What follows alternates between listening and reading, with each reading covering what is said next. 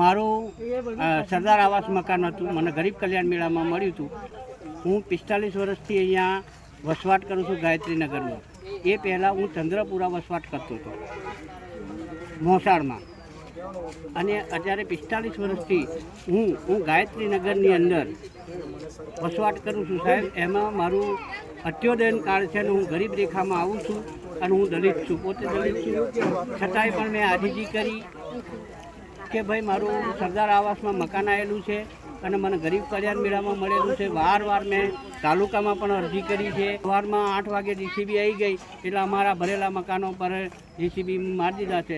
જેટલું નીકળ્યું એટલું અમારાથી નીકળ્યું છે, બાકીનું નુકસાન થઈ ગયું છે અમારું. આ જે ફળિયું બનાવેલું હતું એ બાપુનગર જેને કહેવામાં આવે છે, એની અંદર 30-40 ક્વાર્ટરો બનાવી હતી, ગરીબો માટે બાપુએ બનાવી આપી હતી.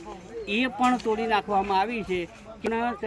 ગરીબ કલ્યાણ મેળાની અંદર કે કોઈ મહેવાની અંદર મકાન મળ્યું હોય એ 366માં નથી આવતું, તો એ મકાનો પર પણ એમણે નોટિસ મારી અને અમારા મકાન તોડી નાખ્યા છે.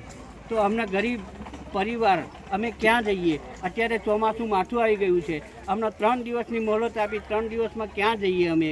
એટલા માટે અમે સરકારશ્રીને વિનંતી કરીએ છીએ કે અમે અહીંના જ વતની છીએ, કંઈ બહારના નથી.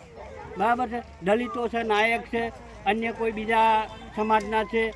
આવા જ ગરીબ પરિસ્થિતિવાળા ખેતીવાડીમાં મજૂરી કરીને ખાનારા છીએ અમે, અને આ રીતના અમે મજૂરી કરીને થોડું સુધારા વધારા કરીને મકાન બનાવ્યા હતા, અને એ પણ અમારા તોડી નાખ્યા સાહેબ. હાથે પગે થઈ ગયા છે અમે, અને અમે આવા સમયમાં ક્યાં જઈએ? અમારા છોકરા ભૂખે મરે. અત્યારે પણ ખાધું નથી સાહેબ, અત્યારે પાણી પણ કોઈ પીધું નથી. કે આવો અમે જઈએ જ ક્યાં? જવું ક્યાં અમને? જો અત્યારે આ ગામ સ્થળવાળા અમને કાઢતા હોય તો બીજા ગામવાળા અમને પૈસા દેશે. સરકારને વિનંતી કરીએ છીએ કે અમે ગરીબ માણસોને જે બે ઘર કર્યા છે એમને કંઈક જગા આપો અને એમને કોઈક સહાય કરે, એવી મારી વિનંતી છે.